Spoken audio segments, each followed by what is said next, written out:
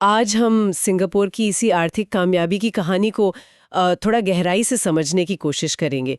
आखिर ये हुआ कैसे? हाँ, और हमारे पास जो कुछ लेख हैं वो इसी तरक्की के अलग अलग पहलुओं पर रोशनी डालते हैं। अच्छा। तो हमारा मकसद यही है कि इन स्रोतों से वो मुख्य बातें निकालें जिनसे सिंगापुर के विकास की पूरी तस्वीर साफ हो सके।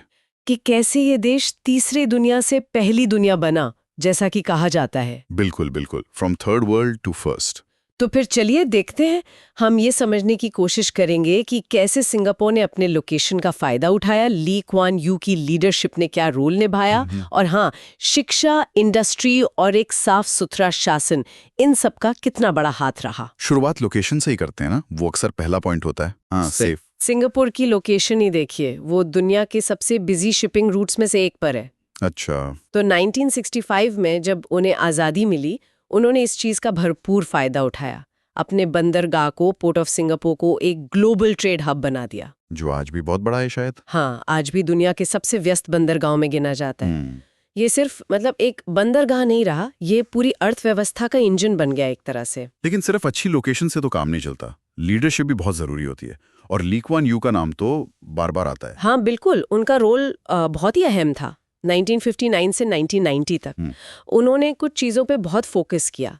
एक तो भ्रष्टाचार खत्म करना, बिल्कुल सख्ती से। अच्छा, इसके लिए कुछ खास किया उन्होंने? हाँ, उन्होंने एक संस्था थी, करप्ट प्रैक्टिसेस इन्वेस्टिगेशन ब्यूरो, उसको काफी शक्तियां दी। इससे निवेशकों का भरोसा बहुत बढ़ा। ये तो जरूरी था। बिल्कुल। साथ ही अच्छी शिक्षा, सबको घर देना, खासकर जो उनके एचडीबी फ्लैट्स हैं, पब्लिक हाउसिंग। हाँ हाँ, सुना है उनके बारे में। और अर्थव्यवस्था को दुनिया के लिए खोलना।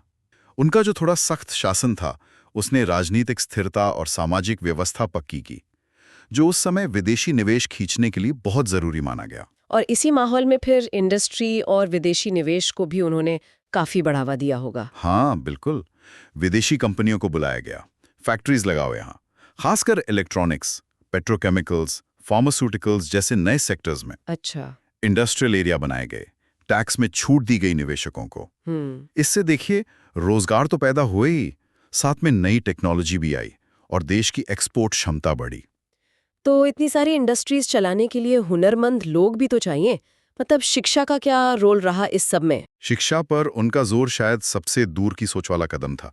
सरकार ने क्वालिटी एजुकेशन में बहुत पैसा लगाया, खासतौर पर साइंस, मैथ्स और टेक्निकल स्किल्स पर। अच्छा। उनका मानना था कि सिंगापुर का असली संसाधन उसके लोग ही हैं, उनका हुनर। सही बात है। और इसी पढ़े लिखे स्किल्ड वर्कफोर्स ने बाद में हाईटेक इंडस्ट्री और फाइनेंशियल सर्विसेज को सिंगापुर की तरफ खींचा। एक और चीज जो सिंगापुर की पहचान बन गई है, वो है उसकी एकदम कुशल और कह सकते हैं भ्रष्टाचार मुक्त सरकार। ये कैसे हो पाया? हाँ, ये सिंगापुर की सफलता का एक बहुत बड़ा सीक्रेट है, कह सकते हैं। सरकार की एफिशिएंसी, ईमानदारी, ट्रांसपेरेंसी। चाहे पब्लिक सर्विस देनी हो, इंफ्रास्ट्रक्चर बनाना हो, नीतियां लागू करनी हो, सब कुछ बहुत प्रोफेशनल तरीके से होता है। और भ्रष्टाचार का क्या? वो तो है ही, सिंगापुर लगातार दुनिया के सबसे कम भ्रष्ट देशों में रहता है।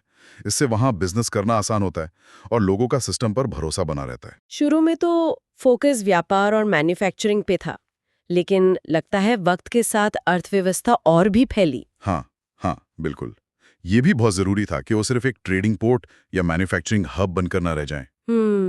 धीरे धीरे वो फाइनेंस और बैंकिंग का एक बड़ा ग्लोबल सेंटर बन गया। टूरिज्म को भी बहुत बढ़ावा मिला, जैसे वो मरीना बे सैंड्स। हाँ बिल्कुल, वो आइकॉनिक प्रोजेक्ट्स। इसके अलावा technology, health care, education services, इन सब में भी वो एक रीजनल लीडर बन गया। और चांगी एयरपोर्ट। अरे हाँ, चांगी एयरपोर्ट को कैसे भूल सकते हैं, दुनिया के बेहतरीन एयरपोर्ट्स में से एक।